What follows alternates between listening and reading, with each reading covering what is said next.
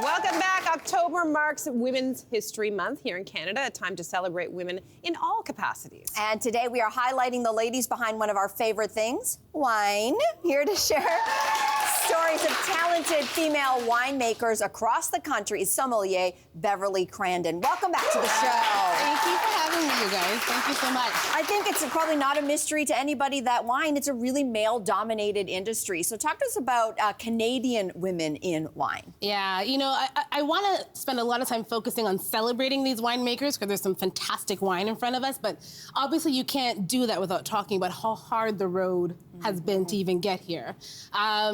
Even today in wine, women are highly underrepresented, especially when it comes to senior management and production. If you take Ontario, for example, we have roughly 96 VQA wineries, and of them, only 12 have female head winemakers. Wow. Right? So that's quite the thing. But we're seeing some changes. Now I get to see some really talented females doing some wonderful stuff, both in the vineyard and in the winery.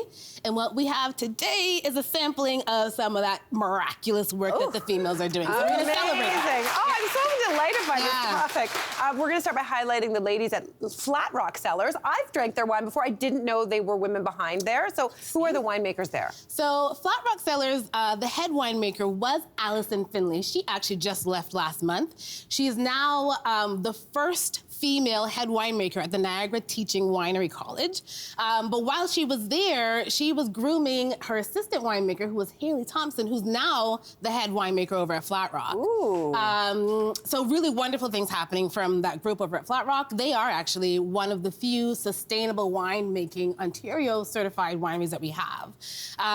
One thing I've got to say about Allison before we even get into the wine, like no conversation about her can be finished if you don't talk about how she was the first one to start an all-female vintners tasting group here in Niagara. And it was done because as a mother with a career, and you guys understand, you're dealing with work, you're dealing with home, you're dealing with children. Imagine it's September, it's harvest time, you're pushing the kids out the door, you gotta get to the winery, and sometimes you just wanna scream. But to do that in a mixed sex tasting group, like the men would be like, why is she screaming? What's wrong with her? So Allison put that together so females could really express themselves. Love that. I love it. On that note, let's get tasting. From there, you have brought us a Riesling. Tell us about it. You guys are gonna love this. Riesling is one of my favorites. So it's the Naja 2020 Riesling, estate-grown fruit.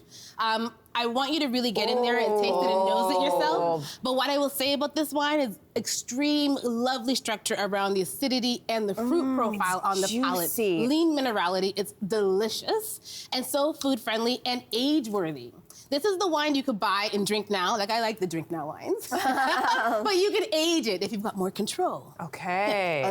Absolutely stunning. It's in my cheeks. Yeah. Okay, next one up is from the highlight that you would like to make is the winemaker at Maynard Wine Company. Tell us about it. You know, if you know the story of the Maynads in Greek mythology, then you truly understand Yvonne Irvine, who's the winemaker here, her approach to life in winemaking. So the Maynads were the ones that followed the Greek god of wine, Bacchus, around, right? And Maynard translates into like the raving ones. And so these people would just like smile and dance through life, which I think is great, but that's what they would do. And so when you look at Yvonne's Instagram, sometimes you'll see her just dancing in the winery because that is Yvonne. Yes. She obviously makes wine for herself, but also is so talented that she makes wines for 2 other wineries as well as assistant winemaker there. Wow. So I want you guys to get into this one. Well, I love the message, and I can't wait to try this one, her Chardonnay. So tell us about this while we sip. Well, this doesn't look like a Chardonnay. Well, this is so let's look at that color because people think Chardonnay and they think, oh, it's going to be a white wine. And this technically is, but it's the skin fermented chard, meaning that the juice sat with its skins for a longer period of time. And so you get this lift in color, but also a lift in the aromas and also on the palate. What I will highlight with this wine, on the nose, very tropical, like things like mango. That's what I smell, mango. And you're really good at this. And then on the palate, you get more of the herbal notes that come into it, like some mushroom and so on. This tastes slightly more like a beer than a wine to me. Yes, you know, it's natural, low intervention. Those oftentimes taste like sour beer. So if I have a friend who only drinks beer, I often serve them wines like this. There you go. Okay, so love. next up, you're going to tell us about a woman at a winery with an amazing name, which is Okanagan Crush Pad. Do tell. So the Okanagan Crush Pad is co-owned by a female, which is important. And so this winemaker also is a female out in British Columbia. We can't talk about women in wine in Canada without going also to BC. The winemaker here, Katrina DaCosta, I think she's a true example of what winemaking for us is going to look like moving forward. She's lived in East Africa. The whole idea around food and wine pairing and flavors is something that translates to her wine. This is their 2018 Gamay. Ooh, it's very smooth and velvety. Yes. Well, this is it. And Gamay is known to be like a lighter wine with more strawberry notes and that type of thing, but this one is firm. Like, this is a thinking Gamay. Yeah. Yeah. Okay, last winemaker that we're going to highlight is from Green Lane Estate Winery. Who is she? Diane Smith. And Diane has been making wine at Green Lane since 2010 when it opened. Big-hearted, a wonderful human being.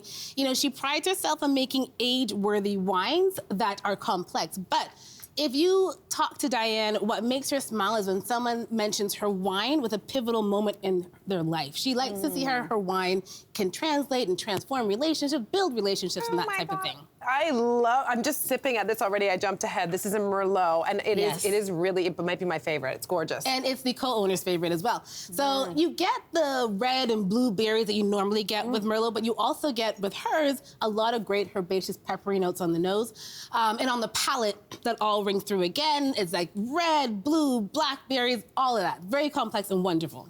Oh my gosh, Beverly, and thank you for all that you do. Oh my God, thank you so much. Thank you. Thank you. Listen, this is Women's History Month, so cheers to that. And hey there, wasn't that great? Do you know where you can find some equally good content? Our YouTube page. It's filled with discussions, debates, and some laughs. Head there now, like and subscribe.